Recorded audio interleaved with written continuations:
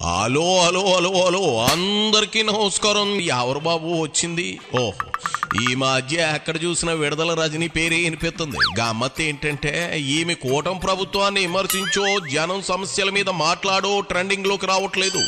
కేవలం తమ పార్టీ నేతల గురించి, తమ పార్టీ నుంచి బయటకు వచ్చిన నేతలు, వైసీపీ నేతల గురించి మీడియా ముందుకు వచ్చి మాట్లాడి సెల్ఫ్ గోల్ చేసుకుంటా ఉంది.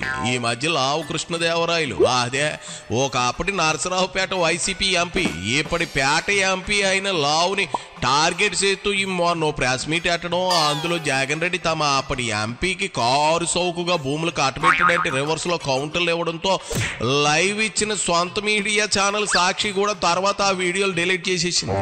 ఆ ప్రెస్ మీట్ తాలూకా ఒక్క వీడియో కూడా సాక్షి యూట్యూబ్ ఛానల్లో లేదంటేనే ఆమె కామెంట్స్ జగన్ రెడ్డి పార్టీకి ఎంత డ్యామేజ్ చేసేయో అర్థం చేసుకోవచ్చు. కావాలంటే మీరు అదే ప్రేక్షక దేవుళ్ళు ఆ రోజు రజనీ చేసిన కామెంట్స్ తాలూకా వీడియోలు సాక్షి ఛానల్లో ఉన్నాయో లేవో చెక్ చేసుకోవచ్చు. అయితే చిలకలూరుపేటను వీడి గుంటూరు ఎందుకు వెళ్లాల్సి వచ్చిందో చెబుతూ రజనీ ఎమోషన్ అయిందట. ఆ గోలైందో చూద్దాం రండి.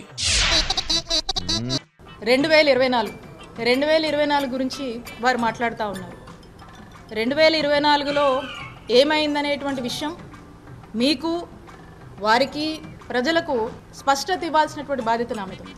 అయితే 2024లో ఇక్కడ 2019లో నేను పోటీ చేసి ఎప్పుడు వైఎస్ఆర్ కాంగ్రెస్ పార్టీ ఇక్కడ గెలవట్లేదు. మా నాయకుడు దీవెనలతో, మా వైఎస్ఆర్ కాంగ్రెస్ పార్టీ కార్యకర్తలు నాయకుల కష్టంతో, ఇక్కడ ఉన్నటువంటి ప్రజల దీవెనతో ఇక్కడ వైఎస్ఆర్ కాంగ్రెస్ పార్టీని గెలిపించుకోవడం జరిగింది మొదటిసారిగా. ఇదిగో రజనీ, ఆ విషయం తెలిసింది కదా, మరి అంతగా గెలిపించుకున్న నీకు నిన్ను పేటను వదిలి జగన్ రెడ్డి ఎందుకు పొమ్మన్నాడు చెప్పగలవా? మరి అంటే పొమ్మనలేక ఇట్టా పోగబెట్టి పంపాడంటావా ఏంది?